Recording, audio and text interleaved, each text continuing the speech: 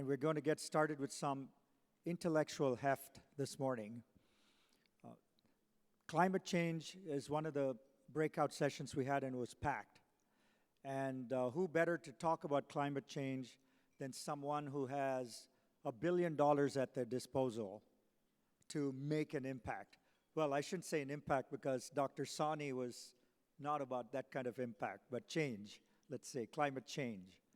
Arun Majumdar, known him for a long time. He was a Berkeley grad, and then I think he, under President Obama, they started a new department, or within the Department of Energy, a new program called ARPA-E, to really focus on renewable energy and all the things associated with that. Then he goes back to Stanford, and then he is now I don't know what your title is, Arun, but it seemed very complicated, but all I know is John Doerr, the famous venture capitalist at Kleiner Perkins, decided to donate $1 billion to Stanford to fight climate change, and Arun has been chosen and is responsible for making all that happen. So without further ado, Arun?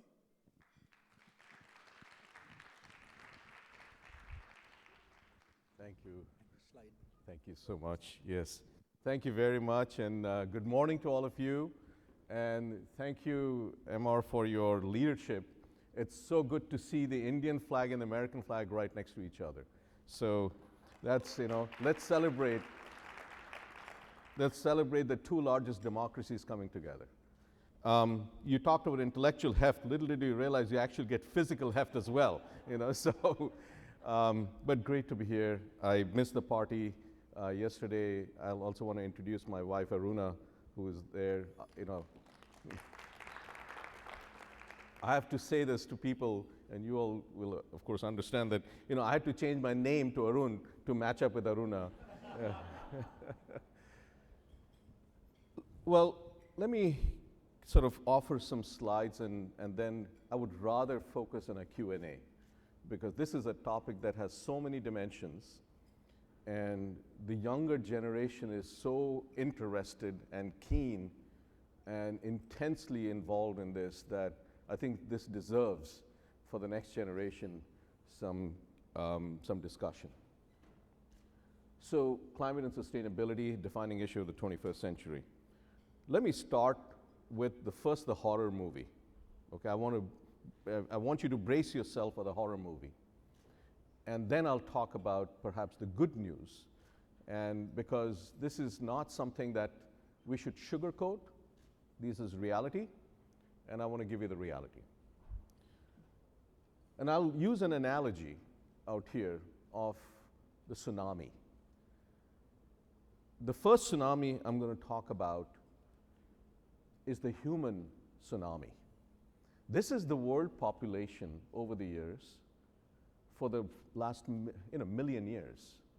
For the human population to go from 0 to about 300 million, the population of the United States, it took 1 million years. And what you see out here is not an exponential growth, but it's a super exponential growth.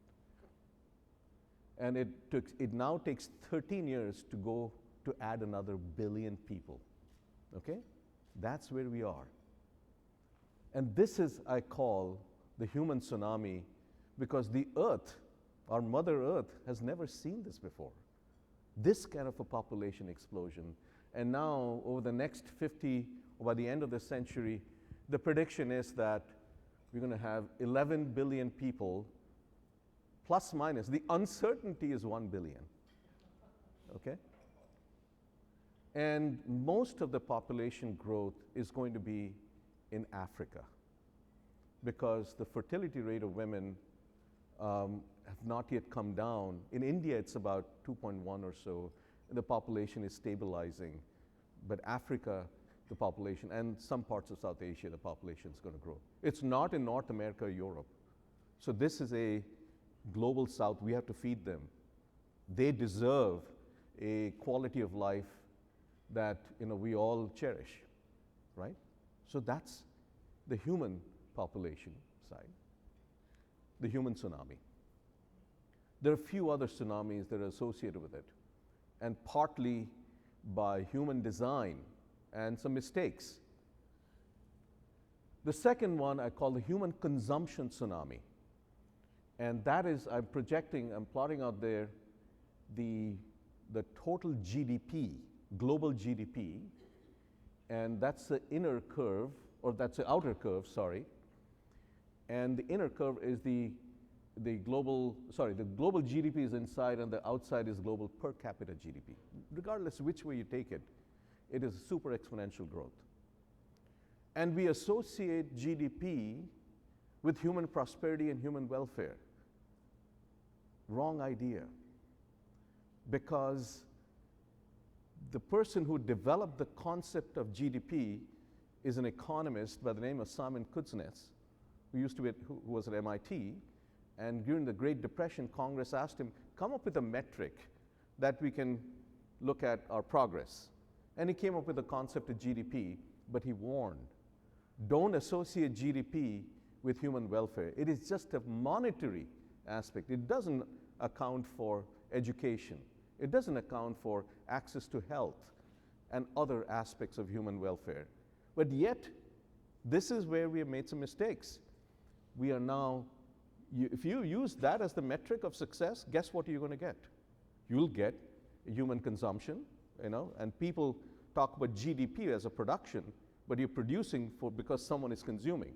And that is, I call the human consumption tsunami, right? When I was growing up in India, we had like 2 or 3 shirts and maybe a couple of pants with bell bottoms, remember? And now, I mean, we got a closet full, and I suspect the story is similar in your house as well. Okay? And to produce all these things, you need energy. And that's the energy consumption tsunami, most of it fossil energy. Okay, and this is only 1800s, this is only the last couple of 100 years. And this exponent, I put this markers of when I was born, when my parents were born, when my grandparents were born, and our children were born.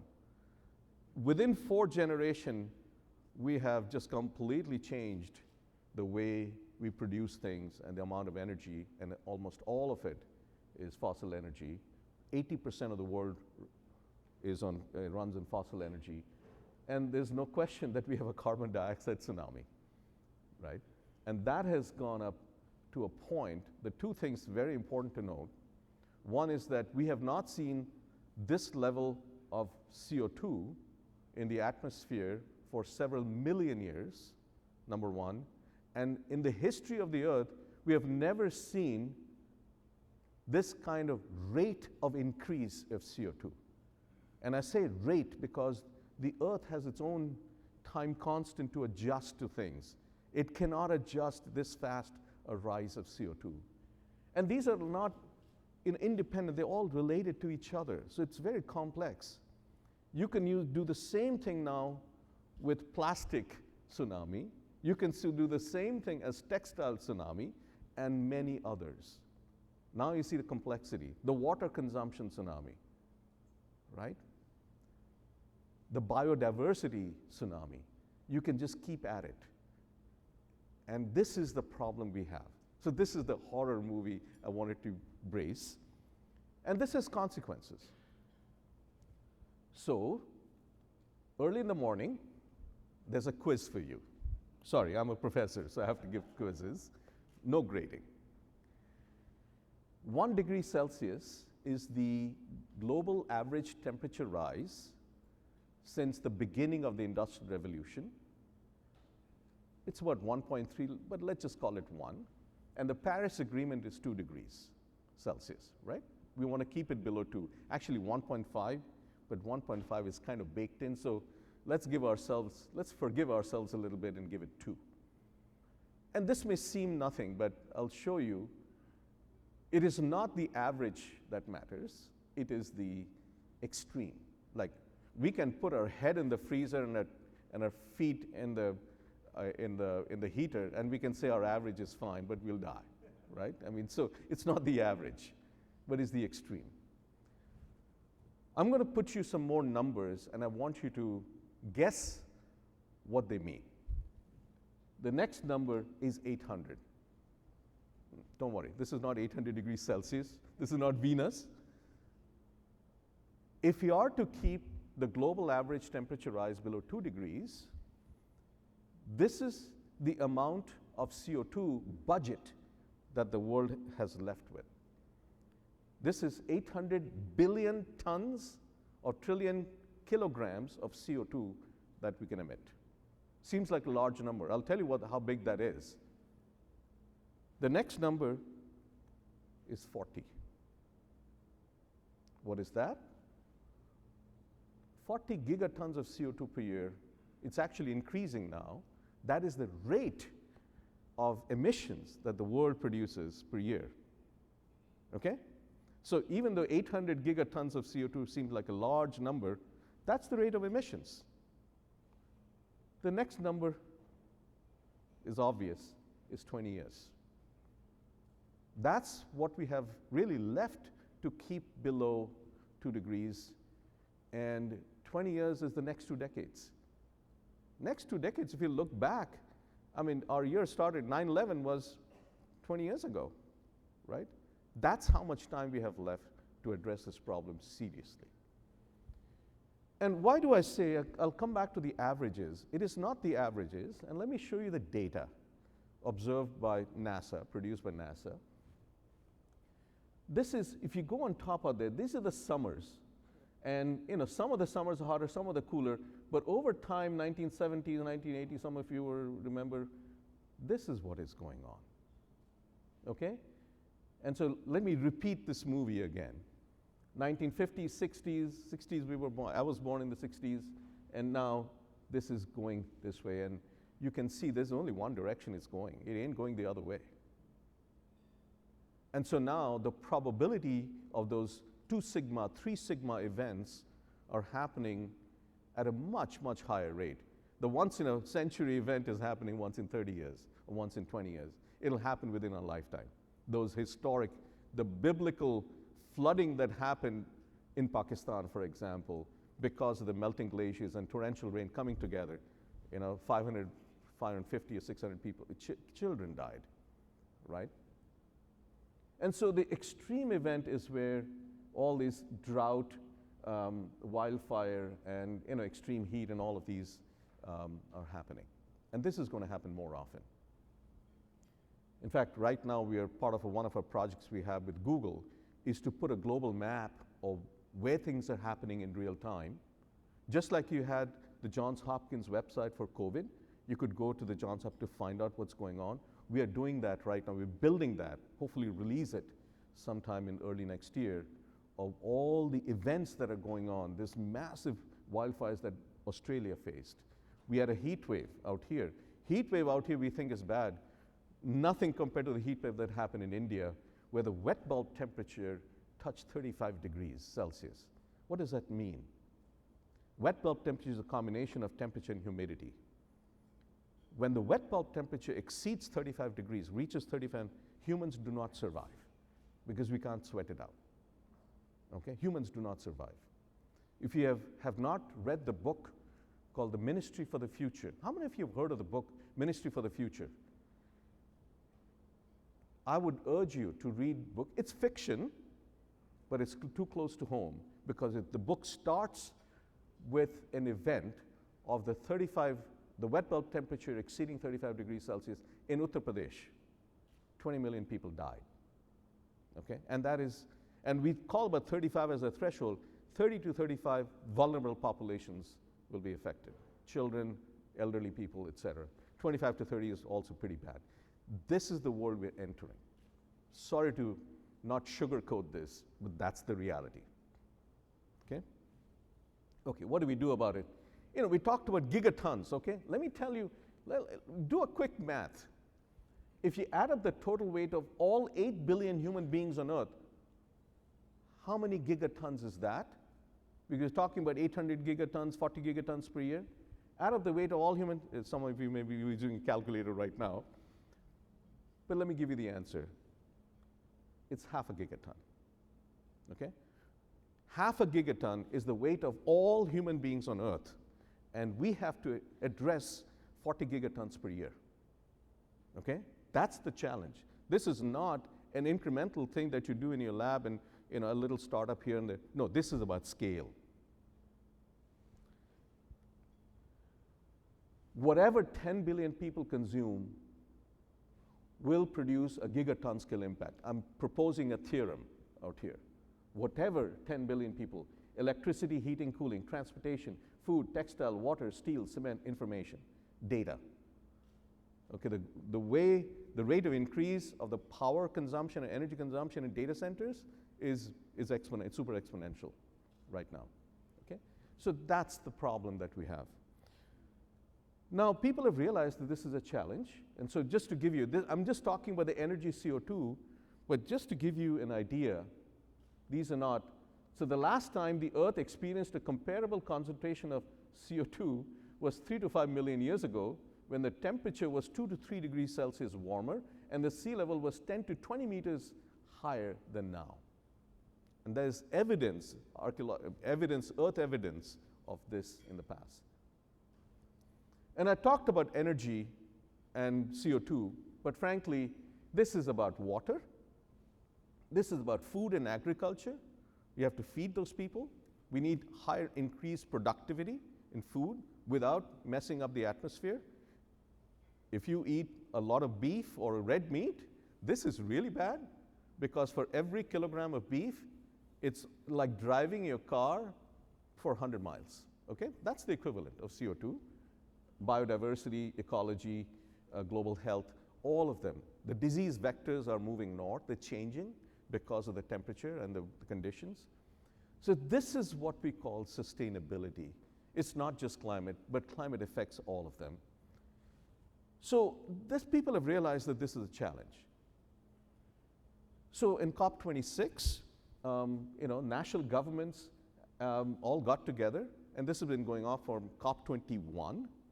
So there's a joke out here that I'll propose.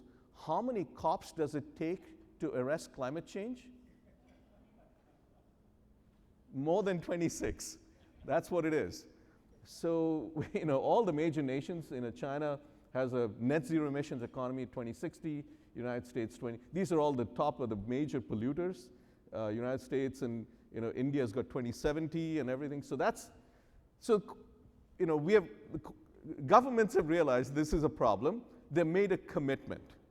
Corporations, more than 50% Fortune 500 companies, they made a climate commitment. The aggregate total revenue is $20 trillion, about the US GDP. Okay, so people have realized it's a commitment.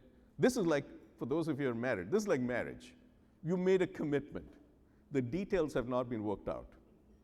Okay, we are working out the details. This year there was, of course, a historic climate bill, or Inflation Reduction Act, and before that, the infrastructure bill. Okay, and that, this is very important. This is necessary, but not sufficient. Okay, and it's a long haul. This is not going to be solved in 5 years or 7 years. This is going to take the next 20 years, and this next decade is probably one of the most consequential decade that we'll face.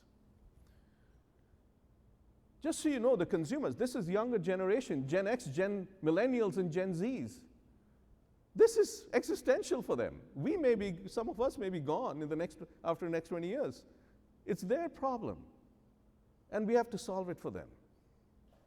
And if you look at the interest, just the Google searches on sustainable products, it has gone, thankfully, super exponentially also. Okay, but we have only 5 years of data. Okay, exponential, super, whatever. It is going up. Very important. It's going up. And not just in the United States. This is global. Because people realize this is a real issue, maybe not as much for our generation, but the future generations. So governments are changing. Corporations are changing. They're on their way. They don't know exactly how to get to net zero and climate commitments. Academia has to change. And this is an issue that spans all of academia. This is not just a business school issue, or engineering, or science, or humanities, or law, social sciences, all of it. This is all of academia. And the question is, how do you structure academia when it's an issue like that? because we are neatly divided into business school and law school, etc. And so as a result of that, we felt that we had to create a new type of organization. And so that's what Stanford has kind of launched this, with the idea that it has to integrate across campus. Yes, we have named the Doerr School of Sustainability, but what has happened over the last few months is essentially created a microcosm of the whole campus. We have faculty from engineering, from business, from School of Earth, School of Law, etc. And we are taking this on. And we are not the only ones. There are many other academic institutions, and we hope that every academic institution takes it on, because this is the defining issue of the 21st century. And all our schools and colleges and all were developed in the 20th century, some in the 19th, some even in the 17th century. We got to change. We got to adapt to the challenges of our times. And that's, I can go into the details in the Q&A. But on my office wall, I have an indigenous proverb, which I think is appropriate in the title of the talk, is we do not inherit this earth from our ancestors. That's the wrong way to think about it. We borrow it from our children. And it is really for the sake of our children and grandchildren that we got to do this. Let me stop here. Happy to answer questions.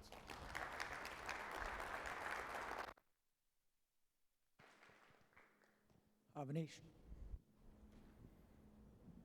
Maybe you could tell who you are and just... Sure. Avanish Sahai, tech executive for a long time.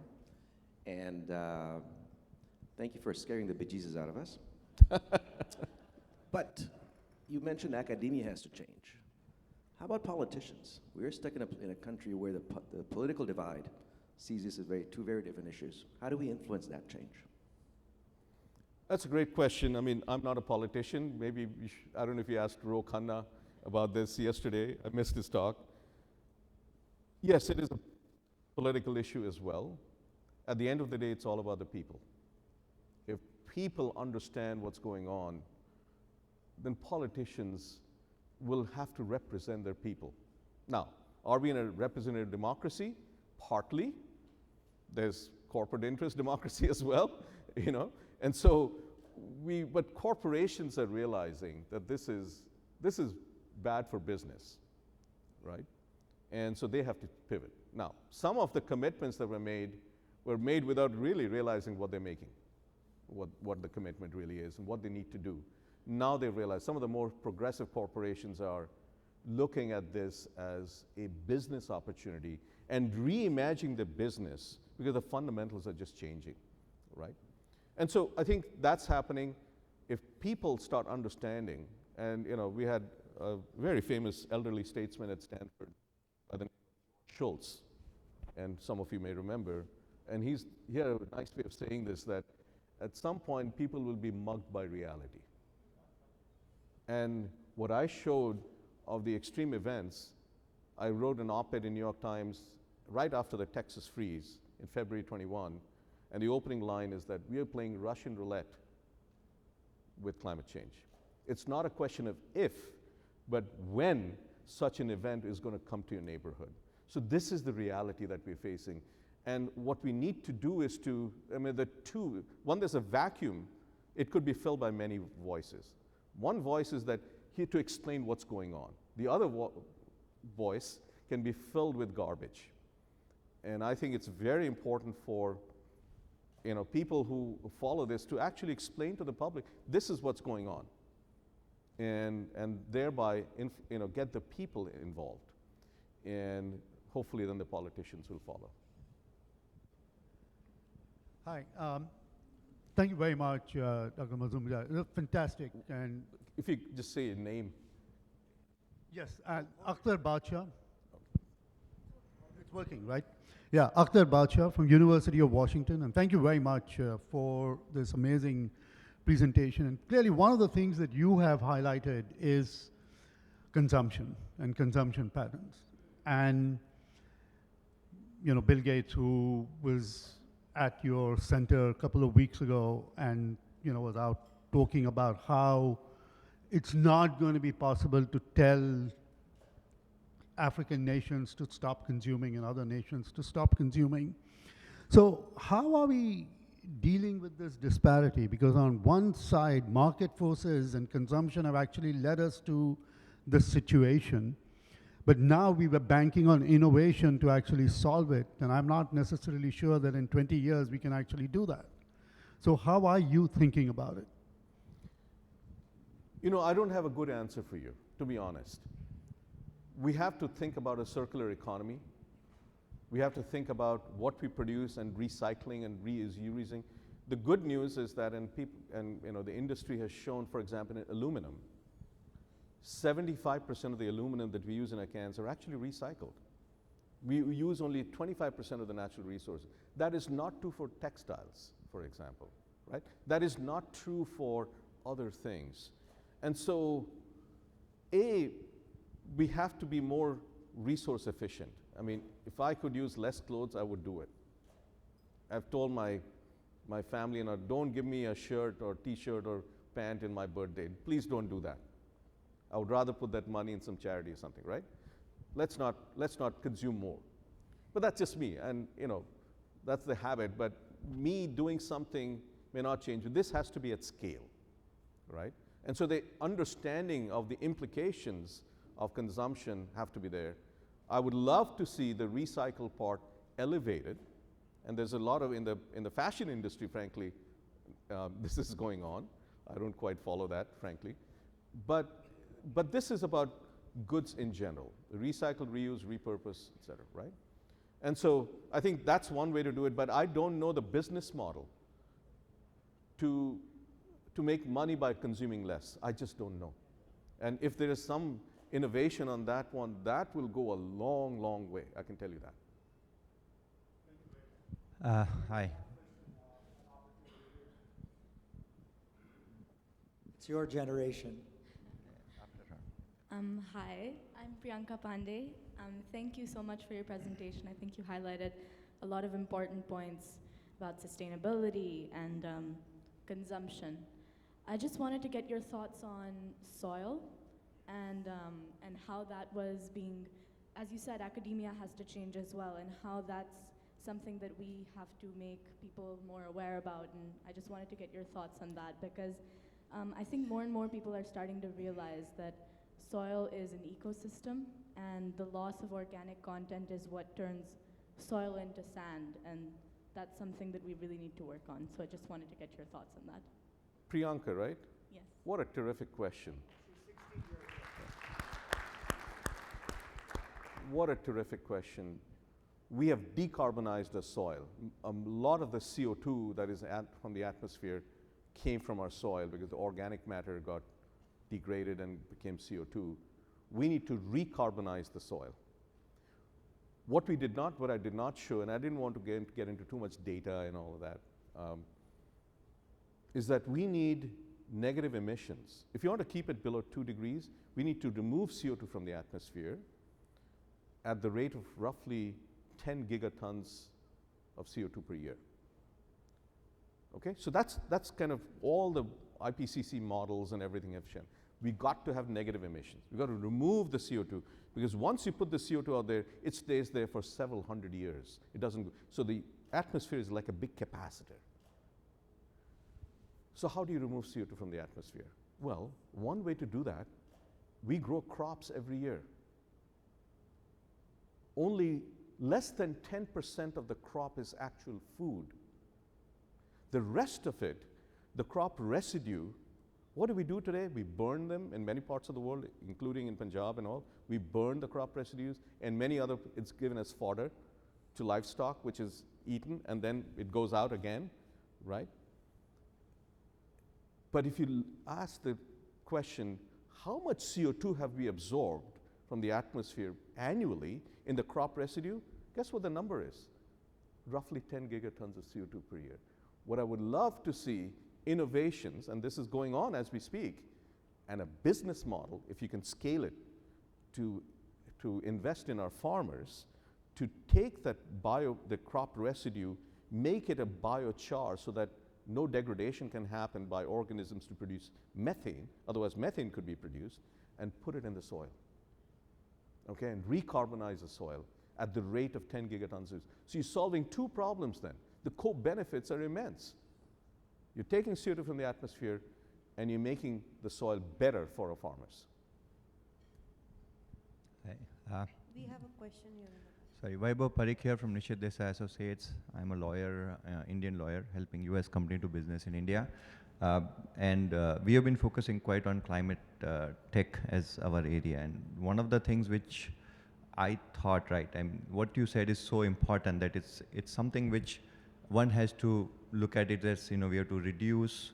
If we can't reduce, we have to reuse. If we can't reuse, we have to recycle. Now, that awareness among people, I don't think it's going to happen overnight unless there's an awareness that this is not just a lifestyle change, this is a climate change. And one of the things which I always felt, the challenging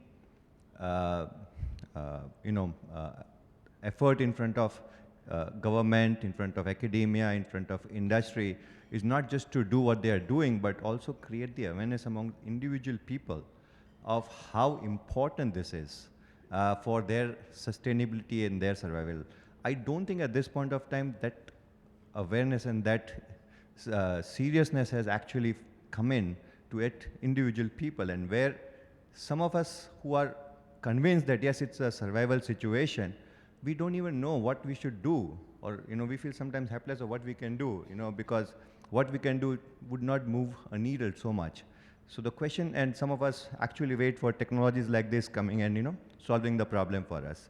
So the question which I really have is, how do you think the connection between companies, academia, politicians, government, right, on creating this kind of awareness and telling them what individual things, what a person can do, which will move the needle, and showing them how the needle is moved so that they feel that their effort is actually contributing to their survival? That's a great question. How do you mobilize? That's what you're at. And frankly, we'll try to do our part, because we are changing our curricula on this issue, but that's inward Stanford looking. We are also going to use that for our outward looking education, and we're not calling it education, we're calling mobilization through education, because this has to be done.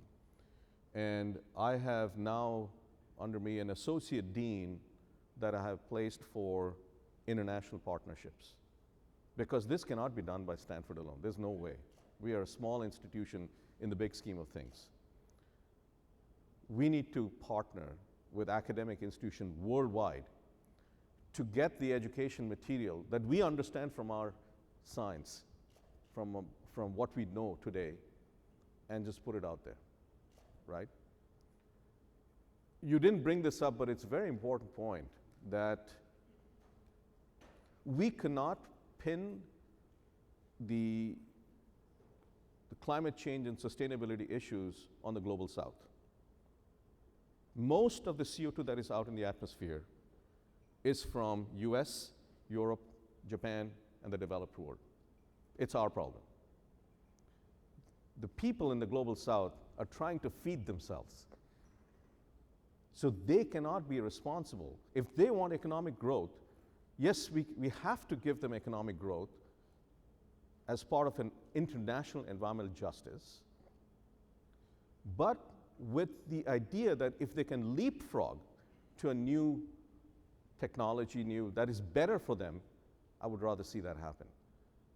I know you didn't ask this question, but this is an international issue which has a lot of trust that has been broken or breaking right now. And so I think that's also part of the education of who actually contributed to this problem and what responsibility do they have. One last question, please. Shaker? Can you use a mic?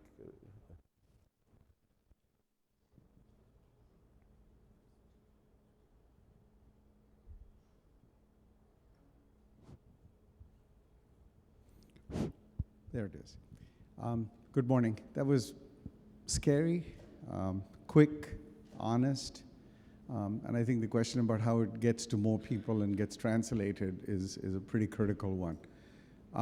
But in the panel on climate with Varun there and Amol, there was a lot of conversation about, has the political consensus, because of the passage of IRA, how is that embedded into the system so it isn't overturned with the stroke of a pen in 25 and reversal of all the accords?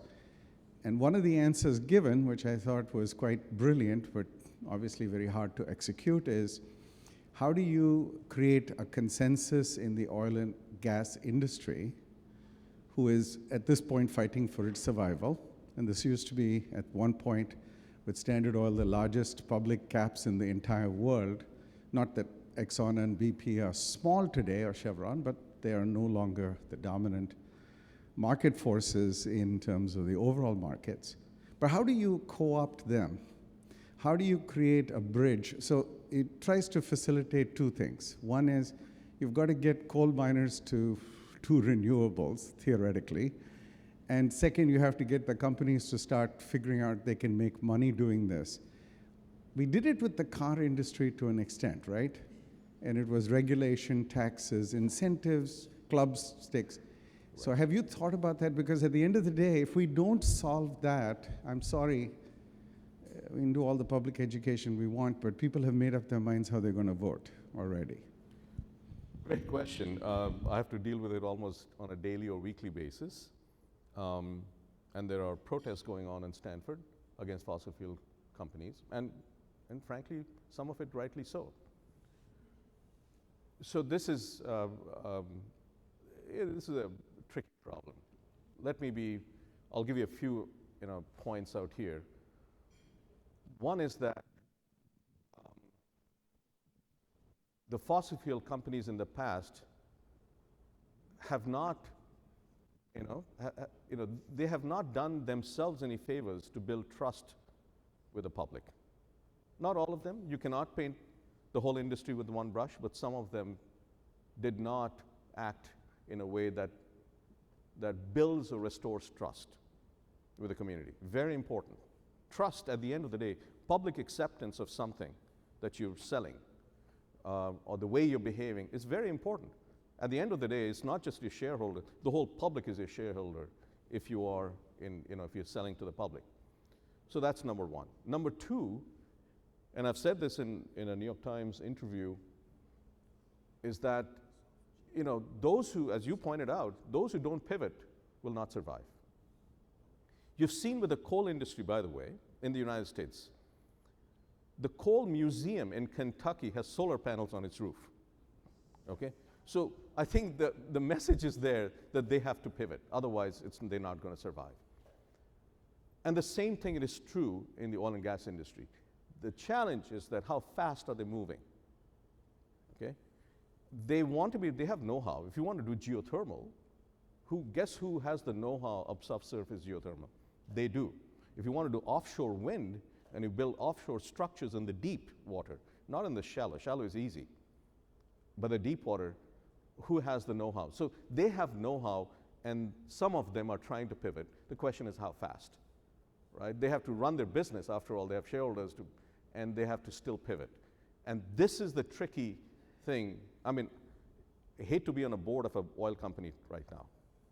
They're in trouble otherwise, right? So the question is, do you co-opt them or do you cancel them? That's the issue, right? And really the question is about two things. One is trust. If you look at the trust, you would say, I don't want to trust these guys because they haven't been trustworthy. Not all of them. Again, you can't paint the whole industry with a single brush, but some of them have not, right? On the other hand, we have a problem to solve, right? And they have the know-how, and they're trying to pivot. They want to be part of the solution. So that's the ethical question that we all have. Now, this, as I said, I'm dealing with this on a daily basis, talking to students, various groups, as to how they feel about it. The faculty have different viewpoints. So I don't think this is a monolithic issue. This is a diverse, complex issue that needs to be addressed with issues, at least in academia, on one hand, academic freedom, on the other hand, some ethical considerations, who we partner with, et cetera. And this is a societal issue as well. I would rather they pivot, be part of the solution, and actually solve some problems, right? And build trust with the community through those means in a way that they can allocate enough resources to solve the problem. And it's not greenwashing anymore then. Okay? Let me stop there. Thank you. Thank you so much, Arun.